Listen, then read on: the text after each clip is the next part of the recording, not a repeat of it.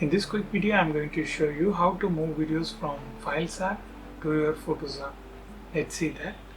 First, open the Files app and select the videos you want to transfer. For now, I want to transfer these 4 videos.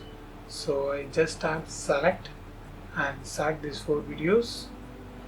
Then at the left bottom, you can see this option share. Just click that. Then you can see the option save videos. In between that you can see 4. For now I selected 4 videos, so that's why it shows as 4.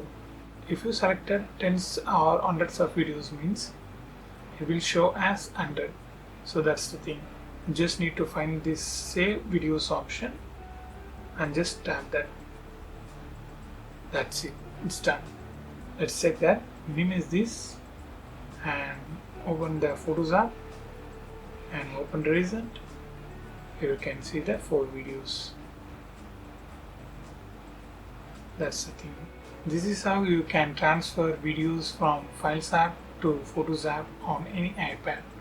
I hope this video helps. If it really helps, means leave a like and share this video with friends and neighbors. Thanks for watching.